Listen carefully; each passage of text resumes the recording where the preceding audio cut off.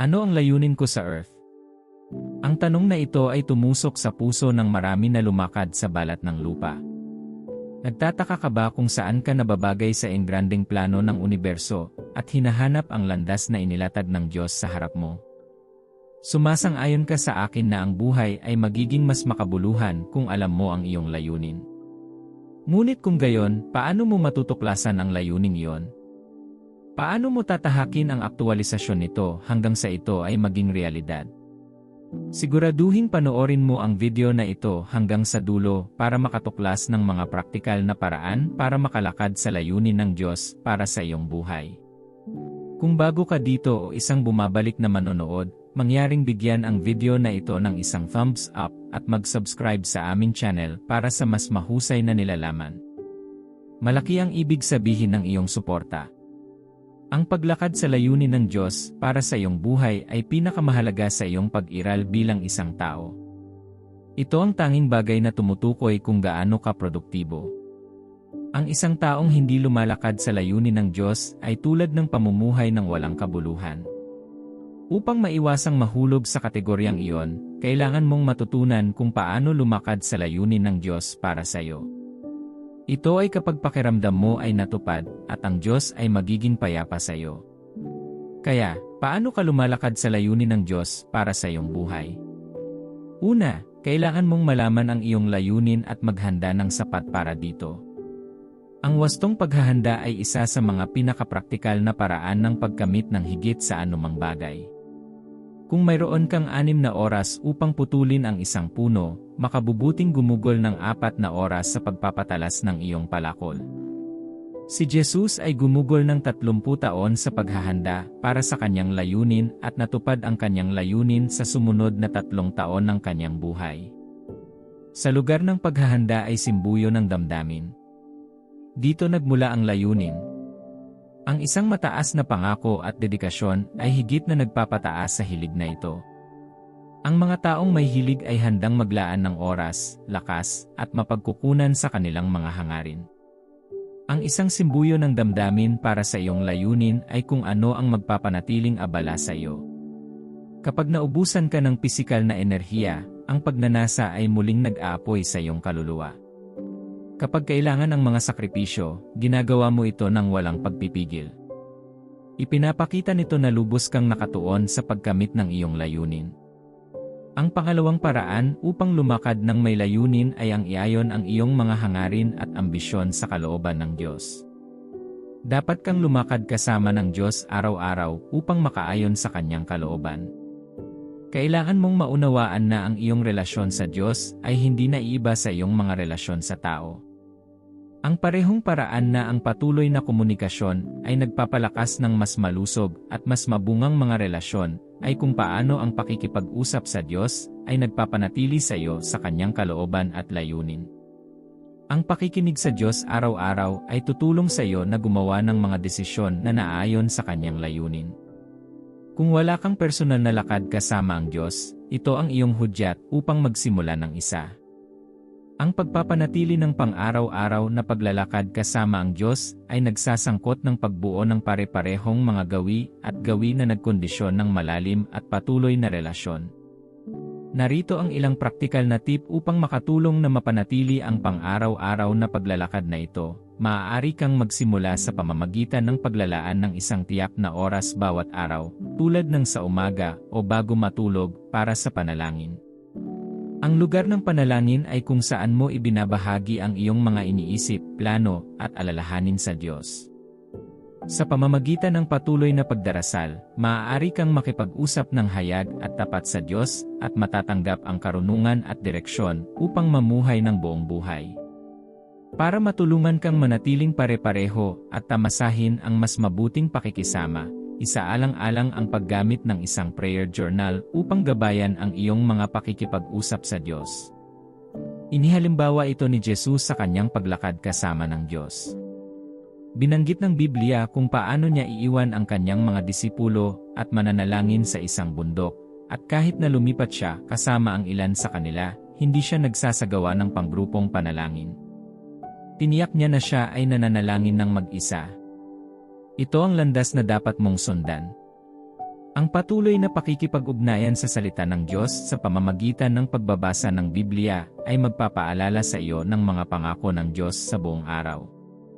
Maaaring gusto mong isama ang mga sesyon ng pagsamba sa iyong pang-araw-araw na gawain upang mapabuti ang iyong karanasan sa pagpapalagayang loob. Maaari ka ring sumali sa isang grupo ng mga mananampalataya, tulad ng isang grupo ng pag-aaral ng Biblia o isang komunidad ng simbahan na nakikibahagi sa kapwa paghihikayat at mga aktibidad na humahantong sa espiritual na paglago. Kapag nilinang mo ang pang-araw-araw na paglalakad na ito kasama ang Diyos, itinuturo niya sa iyo ang mga bagay tungkol sa iyong sarili. Dinadala ka niya sa pagmuni-muni at pagsisiyasat, na humahantong sa iyo sa pagsisisi kapag nagkamali ka. Ang ikatlong paraan upang lumakad sa iyong layunin ay sa pamamagitan ng maingat na pagpili ng iyong samahan. Ang epekto ng mga relasyon sa buhay ng isang tao ay hindi masasabing labis. Sinasabi ng Biblia sa Kawikaan 27:17 kung paanong ang bakal ay nagpapatala sa bakal, gayon din ang isang tao ay nagpapatala sa iba. Kapag natuklasan mo ang layunin ng iyong buhay, hihilingin ng iyong layunin na umalis ka sa ilang mga relasyon at bilog. Kung minsan, ang pagtuklas at pagtitiwala sa iyong layunin ay maaaring mga hulugan ng muling pagsusuri sa iyong mga relasyon at asosasyon, at maaari itong maging napakahirap, lalo na kapag kinasasangkutan nito ang mga taong pinapahalagahan mo. Habang lumilipat ka sa pinakamahusay na bersyon ng iyong sarili, dapat kang gumawa ng mahahalagang pagbabago sa iyong mga halaga, prioridad, at mga social circle. Hinihikayat ko kayong i-navigate ang mga sensitibong pagbabagong ito ng may pagmamahal, pakikiramay, pangunawa, at tapat na komunikasyon. Ang pananatiling nakaayon sa iyong layunin ay magdadala sa iyo na gumawa ng mahihirap na desisyon, ngunit ang wakas ay magiging lubhang kapaki-pakinabang. Ang paghahanap ng mga ugnayan at kapaligiran na sumusuporta at umaayon sa iyong layunin ay lubos na nakakatugon at mahalaga para sa iyong patuloy na paglago. Ang langis ng iyong layunin ay magdadala sa iyo sa mga lugar kung saan ka magkasya ng perpekto. Ang ikaapat na paraan upang lumakad sa iyong layunin ay sa pamamagitan ng pagtatalaga. Sinasabi sa atin ng Biblia ang tungkol sa maraming tao na hiniling ng Diyos ng isang tiyak na pag-aalay upang tulungan silang maisakatuparan ang kanilang layunin. Ang ilang mga bagay ay maaaring hindi kinakailangang maging kasalanan sa iba, gayunpaman, utusan ka ng Diyos na huwag makisali sa mga ito dahil madudumihan nila ang iyong layunin at kalituhan ng kapanganakan sa iyong kaluluwa. Ang mga pagkakataon sa Biblia ay nagpapakita ng mga individual na binigyan ng banal na tagubilin na umiwas sa ilang bagay upang matupad ang kanilang mga layunin.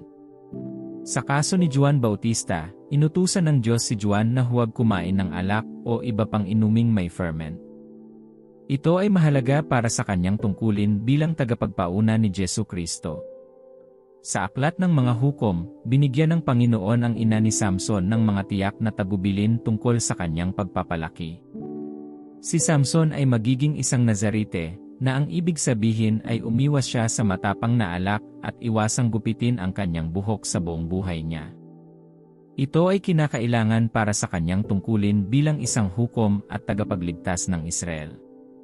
Si Jonadab, isang pinuno ng mga Rekabita, ay nag-utos sa kanyang mga inapo na mamuhay ng isang tiyak na pamumuhay, hiwalay at tapat sa Diyos. Kasama sa pamumuhay na ito ang hindi pag-inom ng alak, pagtatayo ng mga bahay, paghahasik ng mga buto, at pamumuhay ng lagalad. Kapag natanggap mo ang iyong pagtatalaga, dapat mong sundin ito, gaano man ito kahirap, dahil sa kamulang makakamtan ang taas ng iyong banal na layunin. At dapat mo ring tandaan na ang pagsuway sa mga batas ng iyong pagtatalaga ay humahantong sa pagsira sa iyong layunin gamit ang iyong sariling mga kamay. Ang ikalimang paraan upang lumakad sa iyong layunin ay sa pamamagitan ng pagtanggap ng pagsasanay. Kapag alam mo na ang iyong layunin, gawin ang lahat ng iyong makakaya upang malaman ang tungkol dito. Ang pag-alam sa iyong layunin ay hindi sapat. Ang pagkuha ng mga mapagkukunan upang makita ka sa tagumpay nito ay sa pilitan. Pumunta sa mga lugar na nakasint sa iyong tawag. Magrehistro para sa mga kurso, magbasa ng mga libro, at bayaran ang presyo sa lugar ng panalangin. Dapat mong ipilit ang iyong kapalaran. Matuto mula sa mga mapagkukunan na kasalukuyang magagamit mo. Ang isa sa mga paraan upang makatanggap ng pagsasanay ay ang umupo sa ilalim ng mga tagapayo at espiritual na mga ama na nauuna sa iyo. Inilagay sila ng Diyos sa iyong buhay para sa kadahilanang ito, kaya't magpakumbaba upang matuto at sundin ang kanilang mga tagubilin.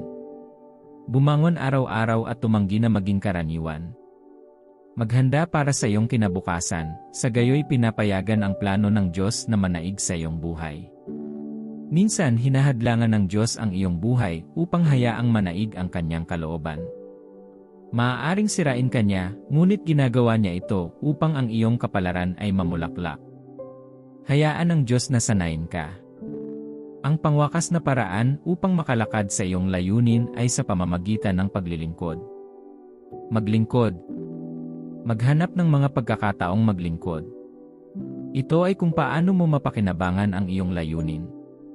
Ang layunin ng iyong regalo ay paglilingkod sa iba. Nagsilbi si Jesus bilang perpektong modelo sa kanyang buhay sa lupa. Ibinuhos niya ng lubusan ang kanyang sarili sa paglilingkod sa sangkatauhan, sa gayoy na kumpleto ang kanyang tawag. Ang pagsasagawa ng mga gawain ng paglilingkod ay magdadala sa iyo upang umunlad at makaramdam ng kasiyahan. Makakatulong din ito sa iyo na bumuo ng mahahalagang koneksyon at pakikipagtulungan. Ngunit pagkatapos, hindi ka makakalakad sa hindi mo alam. Maraming Kristiyano ang nagtatanong, ano ang layunin ng paglakad, at paano malalaman kung naaayon o hindi sila sa kanilang bigay Diyos na layunin. Ito ay karunungan upang malaman na bago ang isang tao o isang bagay ay ganap na mapakinabangan, ang layunin nito ay dapat malaman. Kung hindi mo alam kung bakit mo ginagawa ang iyong ginagawa, paano mo ito gagawin ng maayos? Ang pag-unawa sa iyong layunin ay mahalaga sa ganap na pagsasakatuparan at pag-maximize ng iyong potensyal. Ang layunin ay ang bagay na nagsisilbing kompas at tumutulong sa iyong i-navigate ang iyong landas, na tinitiyak na ang iyong mga kakayahan at mapagkukunan ay nakadirekta sa kung ano ang tunay na mahalaga. Ang layunin ay madalas na sinasabi na ang dahilan kung bakit ang isang bagay ay ginawa o nilikha, o kung saan ang isang bagay ay umiiral. Maaaring narinig mo na ang isang sikat na quote na nagsasabing, kapag hindi alam ang layunin ng isang bagay, hindi maiiwasan ang maling paggamit. Ganyan din tayo bilang mga mananampalataya. Nakuha mo na ba ang gadget sa kusina at ginamit ito para sa isang function lamang dahil hindi mo alam ang iba pang mga bagay na maaaring gawin ng kagamitan? Isipin ang nakakatuwang hitsura na makikita mo sa iyong mukha kung isang araw ay nag-scroll ka sa YouTube at makikita mo ang isang tao na gumagamit ng parehong produkto upang gawin ang isang bagay na hindi mo naisip kahit kaunti ay maaaring gawin ito. Ang paghahanap ng kahulugan sa buhay ay nagbibigay ng parehong pakiramdam ng pagkamangha.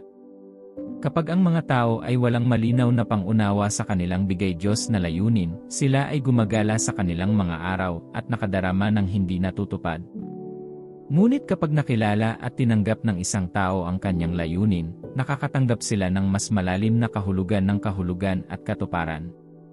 Ang katotohanan na ang buhay ng isang tao ay lumilitaw na napakaganda ay hindi nangangahulugan na alam nila kung bakit sila naririto. Sa kabaligtaran, ang buhay ng isang tao ay maaaring maging napakasama, ngunit hindi niya alam kung bakit siya naririto. Naaalala mo ba ang mga Israelita noong sila ay nasa ilalim ng pagkabihag sa lupain ng Ehipto? Hindi nila naunawaan ang kanilang pangwakas na layunin bilang isang natatanging at piniling grupo. Ang kanilang mga alalahanin ay nakasentro sa kanilang agarang pagdurusa at pang-aapi kaysa sa kung ano ang tawag sa kanila bilang isang bayan. Napakasama na sa mahigit 4 na milyong lalaki, 3 lamang ang nakakaalam ng layunin ng kanilang pag-alis mula sa Ehipto, sina Aaron, Moses, at Miriam. Ganoon din sa mundong ginagalawan natin ngayon. Bilyon-bilyong kalalakihan at kababaihan sa buong planeta ang hindi alam ang layunin ng kanilang pag-iral, kaya nabubuhay sila sa pagkakataon at anuman ang mangyayari. Ngunit hindi iyon ang tawag sa isang Kristiyano. Ang katotohanan na ikaw ay ipinanganak ay nangangahulugan ng isang walang laman sa dakilang tapiserya ng mga plano ng Diyos na ang iyong buhay at pag-iral ay ginawa upang punan. Bago gumawa ang isang tagagawa sa isang imbensyon, mayroon siyang solusyon sa isang problema na dapat tuparin ng bagong imbensyon na iyon. Ang mga air conditioner ay idinisenyo upang harapin ang problema ng hindi komportable na init sa loob ng bahay, tulad ng mga kumot at damit ng taglamig na ginawa upang magbigay ng init. Ang bawat imbensyon o paglikha ay bumangon upang tugunan ang isang partikular na problema o matugunan ang isang partikular na pangangailangan. Sa mga awit 139, 13, 16 na sinasabi ng Biblia, "Sapagkat nilikha mo ang aking kaloob-looban, pinagtagpo mo ako sa sinapupunan ng aking ina. Pinupuri kita sapagkat ako ay kakilakilabot at kamangha-mangha na ginawa, ang iyong mga gawa ay kahanga-hanga, alam kong lubos iyon. Ang aking katawan ay hindi nalihim sa iyo nang ako'y gawin sa lihim na dako, nang ako'y pinagtagpi sa kailaliman ng lupa.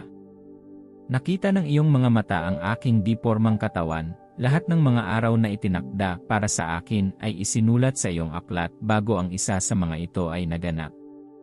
Sinasabi ng mga talatang ito na maaaring ikaw ay ipinanganak sa pamamagitan ng isang hindi planadong pagbubuntis sa lupain, at ang mga pangyayari sa paligid ng iyong kapanganakan ay maaaring hindi kaaya-aya. Ngunit sa daigdig ng mga espiritu, ang Diyos ay naglaan ng panahon at sadyang pagsisikap na hubog ka. Ikaw ay kakilakilabot at kamangha-mangha na ginawa, at ang lahat ng iyong mga araw ay itinalaga. Sinasabi nga ng Biblia na ang layunin ng iyong pag-iral ay isinulat sa isang aklat na pag-aari ng Diyos. Gaano kahanga-hanga yon? Walang sapat na makapagsasabi sa iyo kung bakit ka naririto. Ang Diyos lamang, na lumikha at nagtakda sa iyo para sa kanyang kaluwalhatian, ang makapagsasabi sa iyo kung bakit. Noong kinulit ka niya, mayroon siyang nasa isip para sa iyo. At ang tanging paraan para malaman iyon at makapasok dito ay sa pamamagitan ng kanyang patnubay. Ang pagtuklas sa iyong layunin ay mahalaga sa iyong buhay, dahil hindi ka niya mabibigyan ng ilang mga pagpapala kung wala ito, dahil ito ay isang pag-aaksaya ng mga banal na mapagkukunan.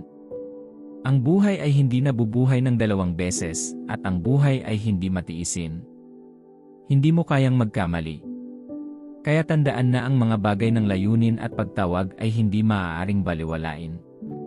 May ultimate agenda ang Diyos, at dapat mong aktibong gampanan ang iyong tungkulin.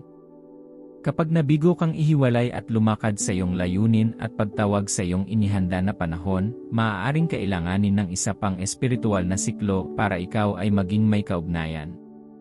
Ang layunin ng Diyos ay higit sa lahat, at hindi kanya hihintayin sa labas ng oras na itinakda niya na hawakan ang kanyang agenda. Magpapalaki siya ng ibang lalaki para pagtakpan ang agwat. Huwag maghintay hanggang sa pakiramdam mo ay handa ka na. Bumangon ka na at magsikap para sa pagtuklas sa sarili. Maaaring wala ka sa lahat ng mga mapagkukunan na kailangan mo ngayon, ngunit alamin na ang mga ito ay nasa linya ng iyong tungkulin. Ang mga ito ay magagamit sa iyong paglalakbay upang maging kung ano ang inorden ng Diyos. Sa pagtuklas ng layunin, mayroong kasaganaan ng suplay ng biyaya at ang kahulugan ng direksyon na dapat ipagpatuloy hanggang sa ito ay maisakatuparan. Sa 2 Pedro 1:3 sinasabi ng Biblia, "Ang kanyang banal na kapangyarihan ay nagbigay sa atin ng lahat ng kailangan natin para sa isang makadiyos na buhay sa pamamagitan ng ating pagkakilala sa Kanya na tumawag sa atin sa pamamagitan ng Kanyang sariling kaluwalhatian at kabutihan." Suriin natin ang buhay ni Juan Bautista. Bago ang paglilihi ni Juan, ipinahayag ni Angel Gabriel ang kanyang kapanganakan sa kanyang ama na si Zacarias. Sinabi niya kay Zacarias na ang kanyang asawang si Elizabeth ay manganganak ng isang anak na lalaki na magiging kagalakan at kaluguran sa kanila at sa marami, sapagkat siya ay magiging dakila sa paningin ng Panginoon. Itinuro din niya sa kanila na si Juan ay hindi kailanman inom ng alak o iba pang inuming pinaasim at mapupuspos ng banal na espiritu. Sinabi niya sa kanila kung paano ibabalik ni Juan ang marami sa mga tao ng Israel sa Panginoon, at lalakad siya sa kapangyarihan ng propetang si Elijah, upang maghanda ng isang tao para sa Panginoon. Bagamat alam ni Juan ang kanyang layunin nang siya ay isilang, hindi siya umupo at maghintay na dumating ito, pinaghandaan niya. Sa kanyang paglaki, naunawaan niya ang kanyang layunin bilang tagapagpauna ni Jesucristo, ang ating tagapagligtas. Upang makalakad sa kanyang layunin, sumailalim siya sa paghahanda sa ilang. Ang kanyang mga damit ay kakaiba sa kanya, at ang kanyang pagkain ay mga balang at pulot-pukyutan.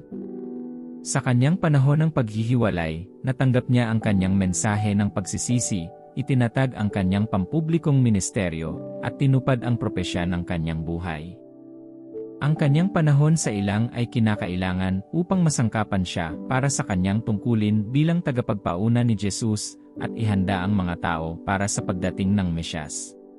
Nang siya'y lumabas sa ilang, hindi niya tinawag ang kanyang sarili na Juan na anak ni Zacarias, ipinakilala niya ang kanyang sarili bilang si Juan Bautista. Sinasabi sa Mateo 3:1-3, nang mga araw na iyon ay dumating si Juan Bautista na nangaral sa ilang ng Judea at nagsasabi, "Magsisi kayo, sapagkat ang kaharian ng langit ay malapit na." Ito ang sinalita sa pamamagitan ni Propeta Isaias, isang tinig ng isang tumatawag sa ilang, "Ihanda ninyo ang daan para sa Panginoon, gumawa kayo ng mga matuwid na landas para sa Kanya." Ang mga anak ng Diyos ay hindi gumagala. Tinawag tayo sa paglalakbay sa kaalaman patungo sa ating mana. Maaaring inisip ng ilang tao na katangahan para kay John na magtago sa ilang at hangal na kumain lamang ng mga balang at pulot, ngunit nakilala ni John ang kanyang panahon ng paghahanda. Ang bawat mangangaral sa Jerusalem ay nasa sinagoga na nakasuot ng maharlika, agos na mga damit, ngunit si Juan ay hindi naabala. Pumunta siya sa ilang dahil natukoy na ang kanyang landas. Malinaw na ipinakikita nito sa atin na walang platapormang gumagawa ng tao, ang Diyos ang gumagawa ng tao. Kahit na ikaw ay nasa pinakamadilim at pinakakilalang mga lugar, hanggat natutupad mo ang iyong layunin, dadalhin ng Diyos ang mga tao sa iyo.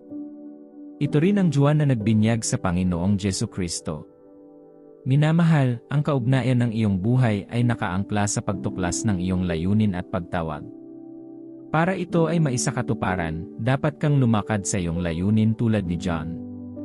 Tinukoy ni Jesus ang kanyang layunin sa Lucas 4:18-19. Sinabi niya, "Ang Espiritu ng Panginoon ay sumasa akin, dahil pinahiran niya ako upang ipahayag ang mabuting balita sa mga dukha. Sinugo niya ako upang ipahayag ang kalayaan sa mga bilanggo, at ang pagbawi ng paningin para sa mga bulag, upang palayain ang naapi, upang ipahayag ang taon ng paglingap ng Panginoon." Dahil alam niya ang kanyang layunin, magagawa niya ito sa loob ng 3 taon. Ang susunod na tanong sa iyong puso ay maaaring, paano ko matutuklasan ang aking layunin? Ang unang bagay na dapat tanggapin ay hindi ka pa masyadong bata. Sinasabi ng Biblia ang kwento ni Josh, na naging pinakabatang hari kailanman, sa 7 taong gulang. Hindi siya umiwas sa kanyang responsibilidad bagkus ay tinanggap niya ito ng buong lakas. Maaaring hindi binisita ng isang anghel ang iyong mga magulang bago ang iyong paglilihi, ngunit hindi ito nangangahulugan na ang Diyos ay walang layunin para sa iyo. Hindi ka masyadong bata o masyadong matanda para makalakad sa iyong layunin. Sa makatuwid, narito ang 3 paraan upang matukoy ang iyong layunin at pagtawag. Ang una ay sa pamamagitan ng pagsasaalang-alang sa iyong potensyal. Sa buong paligid natin, nakikita natin ang mga tao na nagpapakita ng iba't ibang likas na kakayahan. Ang iyong mga potensyal ay ang mga likas na kakayahan na pinanganak ka at mga payo sa iyong takdang aralin. Kung bibigyan mo ng pansin ang mga bata, maging ang mga paslit, makikita mo na sila ay likas na naakit sa iba't ibang bagay. Ang ilang mga bata ay likas na malikhain, ang kanilang mga isipan ay likas na niniting ng artistikong kahusayan, habang ang iba ay naakit sa musika. Maaaring umiiyak sila o may masamang araw, ngunit sa tuwing tumutugtog ang musika, humihinto sila at nakikinig sandali, maaaring sumabay sa pag-awit o sumayaw. Sa Roma 12:6-8, sinasabi ng Biblia, mayroon tayong iba't ibang mga kaloob, ayon sa biyayang ibinigay sa bawat isa sa atin. Kung ang iyong kaloob ay panghuhula, kung gayon ay manghula ka sa pamamagitan ng iyong pananampalataya. Kung ito ay paglilingkod, kung gayon ay maglingkod. Kung ito ay nagtuturo, kung gayon ay magturo. Kung ito ay upang magbigay ng lakas ng loob, kung gayon ay magbigay ng lakas ng loob. Kung ito ay nagbibigay, kung gayon ay magbigay ng bukas palad. Ang parehong espiritu ang nagbibigay ng mga kaloob na ito, at ipinamahagi ito ng Diyos sa lahat ayon sa kanyang ipinasya. Muling sinasabi ng Biblia na ang kaloob ng isang tao ay nagbubukas ng daan at naghahatid sa kanya sa presensya ng dakila. Maaari kang mabiyayaan ng pamumuno o pagsasalita sa publiko, sa pag-aalaga, paglilingkod sa iba, pag-ebanghelyo, paglililok, paghahardin, pagdarasal, pagpapayo, pagsulat, kaalaman, karunungan, at pagkilos. Gayunpaman, maaari ka pa ring matakot na magpakita. Tandaan na ang iyong kawalan ng karanasan sa iyong regalo ay hindi patunay na hindi ka tinawag o hindi kwalipikado, ngunit nagpapakita na hindi mo pa nagagamit ang iyong buong potensyal sa lugar ng paghahanda. Kung kailangan mong ipaus ang panonood, gawin ito. Ilabas ang iyong notepad at magsulat ng listahan ng lahat ng iyong potensyal ngayon. Ang pangalawang paraan upang matuklasan ang iyong layunin ay sa lugar ng iyong sakit. Huwag kailanman maliitin ang kahalagahan ng sakit at ang mahalagang papel na ginagampanan nito sa pagtuklas ng iyong layunin. Para sa maraming tao, ang iyong layunin ay naka-embed sa pundasyon ng iyong sakit, ito man ay isang sakit ng pagtanggi, isang hamon sa kalusugan, isang inferiority complex, depression, o anuman ito. Pinahintulutan ka ng Diyos na malampasan ang sakit na iyon upang, sa pamamagitan ng karanasan, matulungan mo ang iba na makaligtas at makahanap ng layunin sa gitna ng kanilang sakit. Isipin ang isang taong nagtagumpay mula sa pagkagumon sa alak. Siya ay mas nababagay bilang isang gabay sa labas ng pagkagumon para sa milyon-milyong taong tulad niya na nagdurusa sa ilalim ng bigat ng pagkagumon sa alkohol. Bumalik ka at balikan ang iyong sakit dahil may assignment para sa iyo doon. Kapag nahanap mo ito, gamitin ito para tulungan ang mga tao. Muli, tingnan kung ano ang nagagalit sa iyong espiritu kapag nakita mong nangyari ito. Nagagalit ka ba kapag nakikita mong may sakit? Ang layunin ng isang manggagamot ay maaaring nasa iyo, maging bilang isang doktor, nurse, o healing evangelist. Nagagalit ka ba kapag nakikita mo ang mga taong walang alam sa kanilang pagpapahalaga sa sarili? Ang tawag ng isang life coach ay maaaring nasa iyo. Si Moises ay may biyaya ng isang tagapagligtas sa kanya. Siya ay galit na galit laban sa pang-aapi, anupat isang araw, ang kanyang galit ay umakay sa kanya upang patayin ang isang lalaking Ehipsyo na nang-aapi sa isang alipin na Israelita.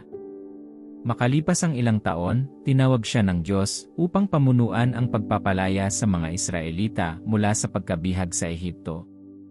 Maglaan ng ilang sandali upang magsulat tungkol sa mga bagay na iyong pinagdaanan. Ano ang mga bagay na sinusunog ng iyong puso? Ang iyong layunin ay namamalagi doon. Sa mga taga-Roma 5:3-5, ipinaliwanag ni Pablo na ang pagdurusa ay nagbubunga ng pag-asa.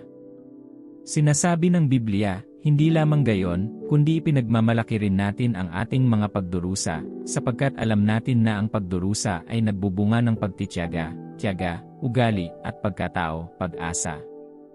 At hindi tayo ikinahihiya ng pag-asa, sapagkat ang pag-ibig ng Diyos ay ibinuhos sa ating mga puso sa pamamagitan ng Espiritu Santo, na ibinigay sa atin. Ang pag-unlad na ito ay nagpapakita na ang sakit ay makapagpapadalisay ng pagkatao at makapagpapatibay ng pananampalataya, na inihahanda ang isa para sa mas malaking layunin at mas malalim na kaugnayan sa Diyos. Ang ikatlo at pinakamahalagang paraan ng pagtuklas ng iyong layunin ay sa lugar ng panalangin. Makipag-usat sa Diyos tungkol dito at tanungin siya. Sa pamamagitan ng panalangin, maaari kang magkaroon ng karunungan at pananaw upang maiayon ang iyong buhay sa kanyang layunin at matuklasan ang iyong natatanging papel sa kanyang plano. Narito ang isang mas malapit na pagtingin sa kung paano nakakatulong ang panalangin na matuklasan ang layunin. Bago sinimulan ni Jesus ang kanyang pampublikong ministeryo, gumugol siya ng 40 araw at gabi sa ilang na nag-aayuno at nagdarasal, kahit na siya ang Diyos mismo. Ang kanyang halimbawa ay nagpapakita na ang may layuning pakikipag-usap sa Diyos ay nagbibigay ng kalinawan, banal na patnubay, at lakas para iayon ang sarili sa kalooban at layunin ng Diyos. Ang isang tunay na pakikipagtagpo sa Diyos ay makapagpapabago ng iyong buhay magpakailanman. Matapos makatagpo ni Moises ang Diyos sa nagniningas na palumpong, ang kanyang pagkakakilanlan ay nagbago mula sa isang tapon na takas at isang pastol tungo sa tagapagligtas ng Israel at isang tagapamagitan sa pagitan ng Diyos at Israel. Dinala at inalis ng Diyos ang kanyang mga kakulangan at kawalan ng kumpiyansa na harapin si Paraon sa pamamagitan ng pagbibigay sa kanya ng lahat ng kinakailangang mapagkukunan. Ang iyong kagalakan, kapayapaan, kasaganaan, katanyagan, at kasaganaan ay bahagi ng iyong layunin. Kung walang pakikipagtagpo sa Diyos, ang iyong layunin ay itatago sa dilim at gayon din ang iyong anunsyo. Humingi ng kalinawan sa Diyos at makinig sa kanyang tinig upang hindi ka makaligtaan kapag siya ay nagsasalita. Maaari siyang makipag-usap sa iyo sa kanyang salita, sa pamamagitan ng mga espiritual na aklat, mga karanasan, mga tagapayo, mga pastor, o mga pinagkakatiwalaang kaibigan. Tandaan na haharapin mo ang mga hamon at kahirapan sa paglalakbay patungo sa layunin. Gayunpaman, dapat mong matutunang yakapin ang mabuti at masamang karanasan bilang mga aral at gamitin ang mga ito bilang gabay tungo sa magandang kinabukasan. Huwag pabayaan ang lugar at kahalagahan ng pagtitiwala sa oras ng Diyos. Tandaan na ang kanyang mga paraan ay mas mataas kaysa sa iyo, at ginagawa niya ang lahat ng bagay ng sama-sama para sa iyong higit na kabutihan. Kilalanin at ipagdiwang ang mga milestone at pag-unlad sa iyong buhay. Hawakan ang mga ito bilang mga dahilan upang gumawa ng higit pa at maghangad ng kahusayan. Maging sinadya tungkol sa iyong buhay at huwag kalimutan na ang katuparan ay nasa kabilang dulo ng iyong layunin. Interesado ang Diyos na matupad mo ang iyong layunin. Manalangin tayo. Mahal na Diyos, lumalapit ako sa iyo nang may pusong puno ng pasasalamat at espiritong sabik sa iyong patnubay. Ang tanong ng layunin ay malalim, umaalingaw sa puso ng marami na naghahangad na maunawaan kung saan sila nababagay sa dakilang tapiserya ng iyong nilikha. Kinikilala ko na ang pag-unawa at paglalakad sa aking layunin ay mahalaga para sa isang buhay na may katuparan at kahulugan. Panginoon, hinahanap ko ang iyong karunungan upang mabatid ang landas na inilagay mo sa harap ko. Ang mga kasulatan ay nagpapaalala sa amin na iyong masalimuot na pinagtagpi, at bawat araw ng aming buhay ay nakasulat sa iyong aklat. Kung paanong nilikha mo ako ng may intensyon at layunin, ninanais kong maunawaan ang natatanging papel na idinisenyo mo para sa akin sa iyong dakilang plano. Sa mga sandali ng kawalan ng katiyakan at pagtatanong, ipaalala sa akin ang iyong mga pangako at ang layunin na iyong itinalaga para sa akin. Kung paanong inutusan mo sina Juan Bautista at Samson na mamuhay ng isang nakatalagang buhay para sa kanilang mga tungkulin, hinihiling ko ang iyong patnubay sa anumang mga hakbang ng pagtatalaga o paghahanda na kailangan kong gawin. Tulungan mo akong maging tapat at masigasig sa aking paghahanda, na nauunawaan na sa pamamagitan ng iyong patnubay at pangako ay lubos kong maisasakatuparan ang aking potensyal. Panginoon, kinikilala ko na ang layunin ay kadalasang nagsasangkot ng pag-navigate sa mga tagumpay at pagsubok. Turuan mo akong tingnan ang aking mga pasakit at paghihirap bilang mga pagkakataon upang pinuhin ang aking pagkatao at ihanda ako para sa pagtawag na ibinigay mo sa aking buhay. Tulungan mo akong makahanap ng kahulugan at direksyon, kahit sa mahirap na mga kalagayan, nagtitiwala na ginagamit mo ang lahat ng bagay para sa aking ikabubuti at sa iyong kaluwalhasyan. Nagdarasal din ako para sa isang mas malalim na relasyon sa iyo sa pamamagitan ng panalangin. Kung paanong si Jesus ay gumugol ng oras sa ilang upang hanapin ang iyong kalooban, nais kong gawing sentrong bahagi ng aking buhay ang panalangin. Magsalita sa akin sa pamamagitan ng iyong salita, sa pamamagitan ng panalangin, at sa pamamagitan ng payo ng iba na lumalakad sa iyong kalooban. Hayaang maging malinaw ang iyong tinig, na ginagabayan ako sa mga desisyong gagawin ko at sa landas na aking tatahakin.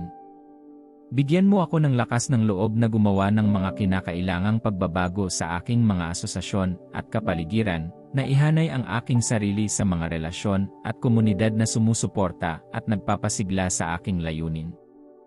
Tulungan akong maglingkod sa iba ng may pusong puno ng pagmamahal at dedikasyon, tulad ng ginawa ni Jesus. Hayaang ipakita sa aking paglilingkod ang iyong pagmamahal at biyaya, na tinutupad ang iyong layunin sa aking buhay. Sa wakas, Panginoon, tulungan mo akong yakapin ang iyong panahon at magtiwala sa iyong mga plano. Kinikilala ko na ang iyong mga paraan ay mas mataas kaysa sa akin, at na iyong ginagawa ang lahat ng bagay ng sama-sama para sa aking kabutihan. Palakasin ang aking pananampalataya, punuin mo ako ng iyong kapayapaan, at hayaan akong ipagdiwang ang mga milestone at pag-unlad sa paglalakbay patungo sa layunin. Salamat, Ama, sa layunin na inilagay mo sa aking buhay. Iniaalay ko ang aking paglalakbay sa iyo at nagtitiwala sa iyong patnubay sa bawat hakbang ng daan. Sa pangalan ni Jesus ako'y nananalangin. Amen. Kung nabiyayaan ka ng video na ito, mangyaring i-like, ibahagi, at mag-subscribe sa channel na ito.